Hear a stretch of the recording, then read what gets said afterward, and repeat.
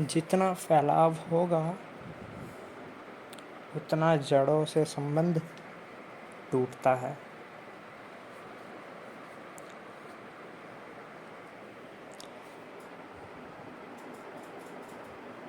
जितना बाहर की तरफ दौड़ होगी, जितना फैला जाएगा, उतना केंद्र की तरफ नज़रें कम पड़ेगी, बाकी चारों ओर नज़रें ज़्यादा रहेगी, केंद्र भूलता जाएगा। ठीक यही हमें दिखता है हर जगह। इस्लाम के अंदर ले लीजिए कि मुसलमान राजाओं ने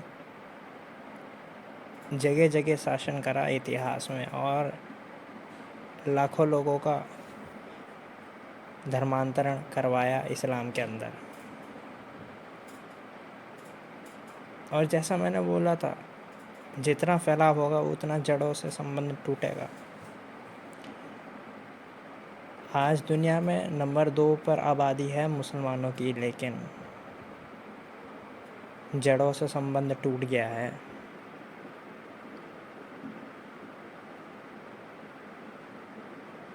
आज आ जाइए बरेली में, दूसरी तरफ चले जाइए सूफियों पर, और ख़ुद इस्लाम में जो 2 सबसे बड़े वर्ग है, शिया सुन्नी पर चले जाएं, और सुन्नी के अंदर भी बहुत सारे वर्ग हैं, शिया के अंदर भी वर्ग है काफ़ी। सूफ़ी एक अलग वर्ग है, सूफीज़म बोला जाता है उसे।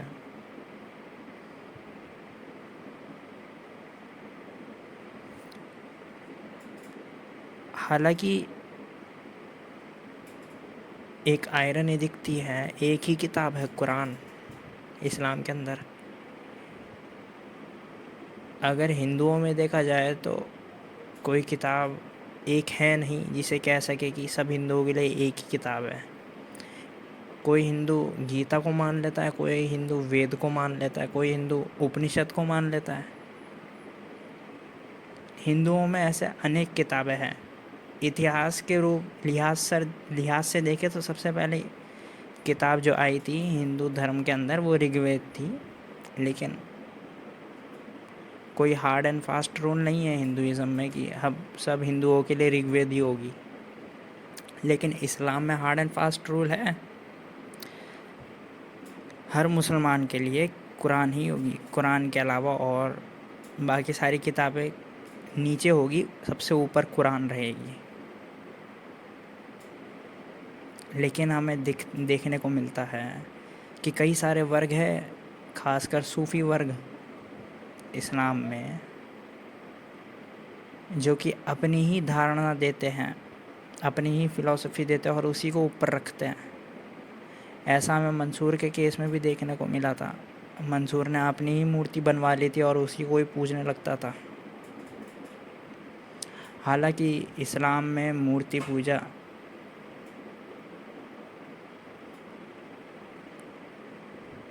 नहीं है अलाउड, लेकिन फिर भी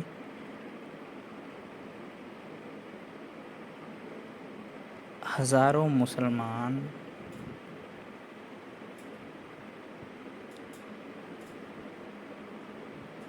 मज़ार में जाके अपना माथा टेकते हैं, सिजदा करते हैं मज़ार के सामने। और इस्लाम में सिजदा केवल बोला जाता है कि अल्लाह के सामने ही करना चाहिए। लेकिन कई सारे मुसलमान वर्ग ऐसे हैं कि मज़ार के सामने सिजदा करते हैं या अपने गुरु के सामने भी सिजदा कर देते हैं।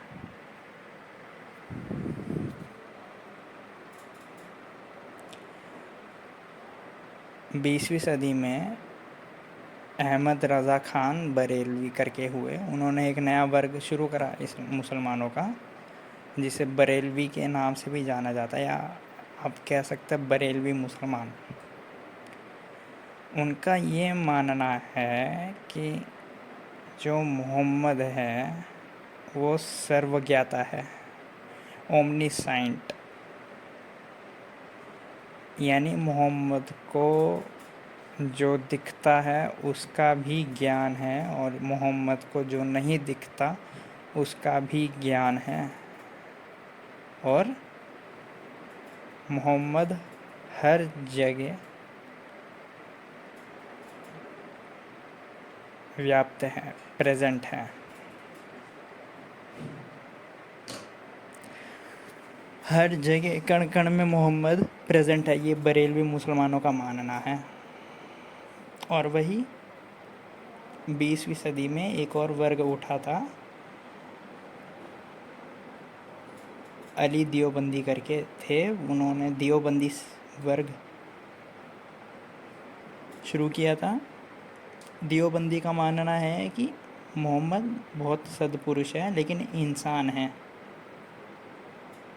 अल्लाह है जो हर जगह मौजूद है, लेकिन दूसरे नंबर पे मोहम्मद है। मोहम्मद पहले नंबर पे नहीं है। लेकिन बरेलवी क्या कहेगा कि नहीं, मोहम्मद है, मोहम्मद और अल्लाह दोनों एक जैसे ही है, हम किसी को पहली पदवी और दूसरी पदवी नहीं देंगे, दोनों एक ही हैं। देखा, हुआ ना मतभेद। इसलिए जितना फैलाव होगा, जितना एक धर्म फैलेगा, उतना ही उस धर्म की मूल सिद्धांतों को चोट पहुंचेगी। और ये कोई जानबूझकर नहीं होगा, ये एक नेचुरल फिनोमिना है, अपने आप होगा। ठीक है, तुम धर्मांतरण करवाते हो, ये केवल इस्लाम के संबंध में नहीं सही है। गौतम बुद्ध के मरते ही 16 वर्ग खड़े हो गए बुद्धिज़्म के अंदर। सबसे दो बड़े वर्ग हैं, महायान और हीनायान।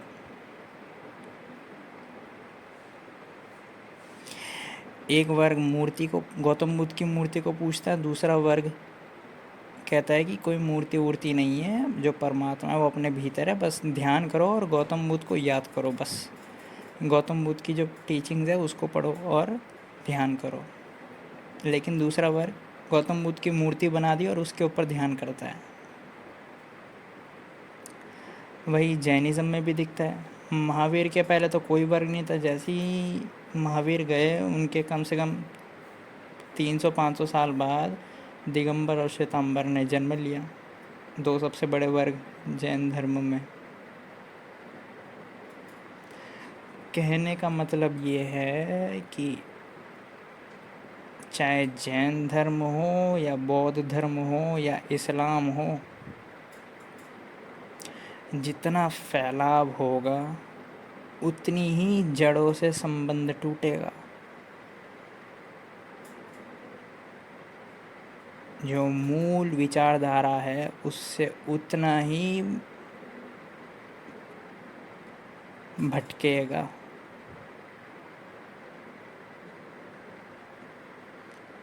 मैं कन्वर्जन के ख़िलाफ़ नहीं हूँ, ना ही मैं इसके ख़िलाफ़ हूँ कि मत कन्वर्ट करो या कन्वर्ट करो, मर्ज़ी तुम्हारी। लेकिन कन्वर्जन करने का सबसे बड़ा नुकसान ये है कि जो मूल जड़ है उसमें बदलाव होगा, और अगर बदलाव नहीं होगा तो वो अपने हिसाब से नए नियम अपने लिए लागू करेगा। जैसे बरेलवी पंथ में हमें दिखता है मुसलमानों में, और दियोबंदी पंथ में हमें दिखता है मुसलमानों में। महायान वर्ग और हीनायान वर्ग में भी दिखता है हमें बौद्ध धर्म में, दिगंबर श्वेतंबर में दिखता है हमें जैन धर्म में।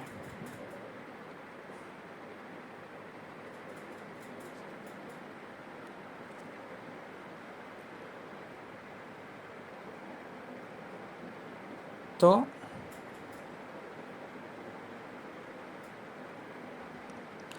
जब कन्वर्जन कराते हैं जो कन्वर्ट कराता है वो यह तो सोचकर खुश हो जाता है कि मेरे धर्म की जो संख्या है वो बढ़ी, और अब ये महिला आगे जाकर इससे 4 बच्चे पैदा होंगे, वो भी इसी धर्म में और संख्या बढ़ाएंगे। लेकिन वो एक दूसरी बात भूल जाता है, जो बहुत लंबा विचार है, जो बहुत आगे की आँख है, वो देखना ये भूल जाता है कि क्या ये मूल विचारधारा को मानेंगे, क्या ये मूल सिद्धांतों को मानेंगे, या एक अलग ही अपना निर्मित कर देंगे धर्म, पंथ या वर्ग। और हकीकत में ऐसा ही होता है। आज तक इतिहास में कोई भी धर्म ऐसा नहीं है जो ज्यों के त्यों रहा है। जितना वो फैला उतना उसमें बदलाव आया है। मुसलमान बोलेगा कुरान एक किताब है, जिसको वो मानेगा, लेकिन फिर वो बरेलवी वर्ग के लिए क्या बोलेगा, जो बोलता है मोहम्मद, जो बोले मोहम्मद जो करे, मोहम्मद सर्वज्ञाता थे, उसको क्या बोलेगा? बरेलवी मुसलमान को क्या बोलेगा? और फिर सूफियों को क्या बोलेगा, जो तो अपनी मूर्तियाँ बनाकर ही पूजते हैं। सूफी को क्या बोलेगा वो मुसलमान? हालांकि सूफी भी मुसलमान है, बरेलवी भी मुसलमान है। और उस मुसलमान को क्या बोलेगा जो कि सिजदा करता है मज़ार के सामने? हालांकि मुसलमान ने मूर्तियाँ तोड़ दी। मोहम्मद ने काबा के मंदिर में 365 मूर्तियाँ थी, सारी की सारी मूर्तियाँ तोड़वाई मोहम्मद ने, लेकिन ये दिखाने के लिए कि जो निराकार है, जो कि आकार में जिसको लाया नहीं जा सकता, तो मूर्ति का कोई मतलब ही नहीं है। मूर्ति को पूजने का कोई मतलब ही नहीं है, क्योंकि उसे मूर्ति में कभी लाया ही नहीं जा सकता। ये मोहम्मद का मानना था। वह निराकार है, अल्लाह जो है वो निराकार है। अल्लाह जो है कोई मूर्ति में नहीं है।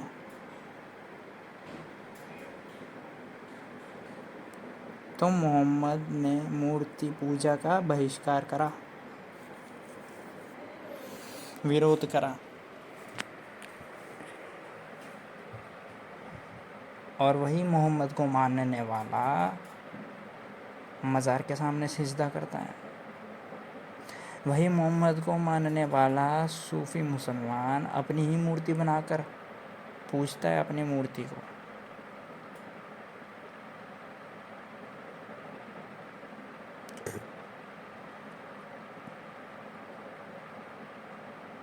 फैलाव से ये बड़ा नुकसान होता है। जितना फैलाओगे उतना नुकसान झेलना पड़ेगा। संख्या बढ़ जाएगी, लेकिन सिद्धांत टूटते जाएंगे। केंद्र पर नज़रें नहीं होगी, फैलाव की तरफ ही नज़रें होगी।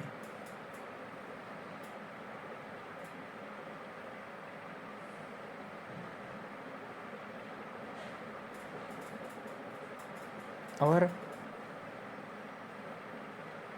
मूर्ति पूजा यानी पत्थर के सामने सिजदा करना जब गलत और प्रोहिबिटेड है इस्लाम के अंदर, तो जो काबा का पत्थर है वो भी तो पत्थर ही है। और दुनिया का हर मुसलमान काबा के पत्थर की दिशा में सिजदा करता है। क्या वो पत्थर के सामने सिजदा करना नहीं हुआ? भले ही काबा है, लेकिन है तो पत्थर काबा का, और मूर्ति भी पत्थर की ही बनती है। जब पत्थर की मूर्ति के सामने सिजदा करना पाप है, तो काबा का जो पत्थर है उसके सामने सिजदा करना पाप नहीं? यह भी एक आयरनी है।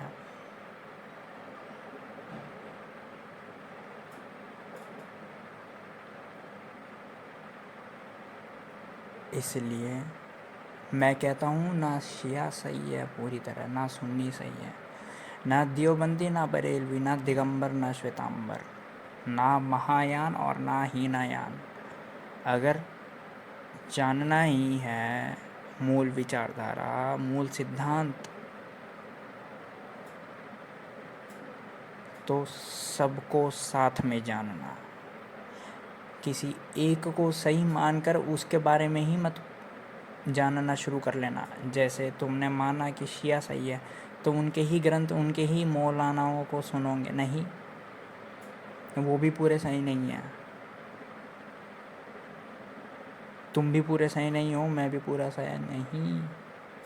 अगर जानना ही है तो सब चारों तरफ आंखें खोल कर रखना, चारों तरफ अपनी खोज करना। और मैं तो तुम्हें ये भी बोलता हूँ कि चारों तरफ खोज करने के बाद भी क्या पता तुम्हें मूल सिद्धांत ना पता लगे, तो मूल सिद्धांत तुम्हें पता लगे या ना लगे, जो जड़ें हैं, असली जड़ें, वो तुम्हें पता लगे या ना लगे, लेकिन एक बात तो साफ है, किसी एक को सही मानना अपने ही पैर पर कुल्हाड़ी मारने जैसा है, और किसी एक को पूरी तरह से ही गलत मान लेना वो भी अपने पैर पर कुल्हाड़ी मारने जैसा है। तुम क्या जानते हो क्या सही है क्या गलत है?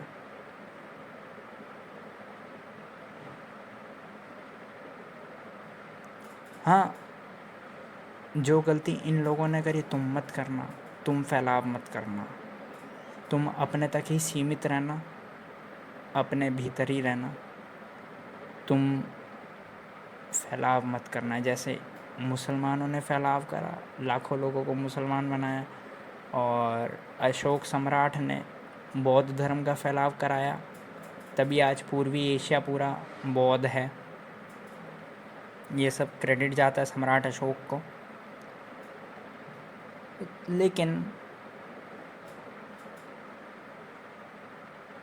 मूल बौद्ध धर्म से काफ़ी डेविएटेड है।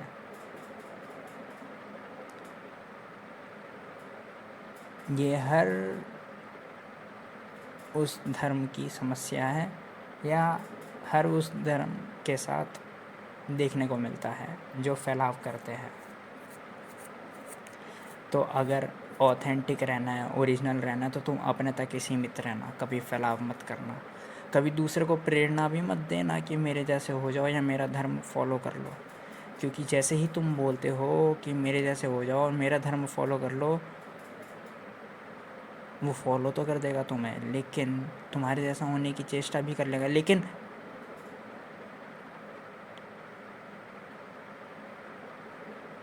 बदलाव लाएगा बिल्कुल नहीं हो पाएगा तुम्हारी तरह, बिल्कुल तुम्हारे धर्म की तरह नहीं हो पाएगा। कन्वर्ट हो जाएगा, तुम्हें फॉलो कर लेगा, लेकिन ये ज़रूरी नहीं है कि वो 100% तुम्हारी तरह या तुम्हारे धर्म की तरह हो जाएगा। वो बदलाव लाएगा, नए सिद्धांत निर्मित करेगा ज़रूर। तो ऑथेंटिक और ओरिजिनल रहना है तो कभी किसी को प्रेरणा मत देना अपने धर्म के लिए या अपनी तरह होने के लिए। इससे तुम अपना नुकसान कर रहे हो, उसका नुकसान या फ़ायदा वो तो उसके ऊपर निर्भर करेगा। तुम अपना नुकसान कर रहे हो, अपनी ऑथेंटिसिटी की नुकसान कर रहे हो तुम।